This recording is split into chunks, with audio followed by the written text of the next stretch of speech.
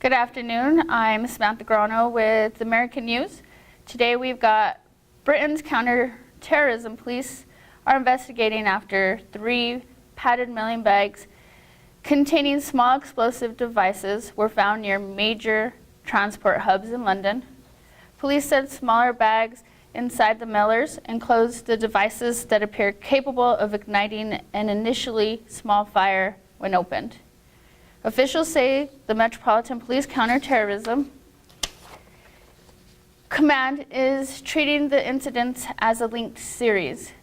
One mailer was found near Heathrow Airport. A building was evacuated as a precaution after the package was opened and part of it burned. Officials say the building is not at the airport and flight at Britain's busiest airport were not affected. There were no injuries. Another mailer turned up near London City Airport, a much smaller airport, and the third in the mailroom at busy Waterloo Station, a major rail and underground hub. Those packages were not opened. Waterloo Station was not evacuated, but a small cordon was put in place outside the station. Officials say the train services to City Airport were suspended as a precaution, but have been restored, and the building where the package was found was evacuated. Flights were not affected. Police have advised all transport stations throughout Britain to be vigilant and to report any suspicious packages to those police. No arrests have been made, and no individual or group has claimed responsibility. The official terrorism threat level throughout Britain is set at severe, indicating that intelligence analysts believe an attack is highly likely. In other news, President Donald Trump was set to sign an executive order on Tuesday establishing a new task force aimed at combating the suicide epidemic among U.S. veterans. The order, titled "The President's Roadmap to Empower Veterans and End a National Tragedy of Suicide," will require top officials from multiple government agencies to coordinate a strategy to tackle the issue of veteran suicide and release recommendations to the President within the next 365 days. The group will be led by Veterans Affairs Secretary Robert Wilkie, who in an interview with Fox and Friends Tuesday said his agency estimates that 20 veterans take their lives every day in the U.S.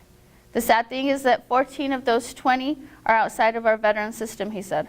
We will bring the best medicine, the best social science, in addition to going the Congress and asking for grants and money to give our states and locals so they can help us in the fight. According to senior administration officials, the White House has yet to put a price tag on the grants that will be doled out to state and local governments in coordination with veterans advocacy groups. The official said the order will also task agencies with developing a national research strategy in coordination with public and private stakeholders in order to have a more complete picture of the challenges facing veterans once they exit the service. The order follows comments from President Trump last November about PTSD and veterans that sparked a major backlash. Ian David Long, a former Marine, killed 12 people along with himself in a rampage in California. Officials suggested that PTSD may have played a role. Long had been flagged to law enforcement in the past. When Trump weighed in on the shooting, he focused on Long's mental health. He is a very sick puppy. He served time. He saw some pretty bad things, the president said. They came back. They're never the same.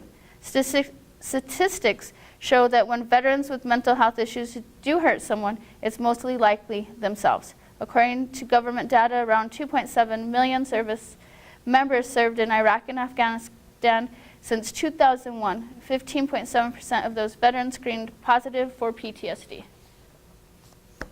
Thank you. Have a good day.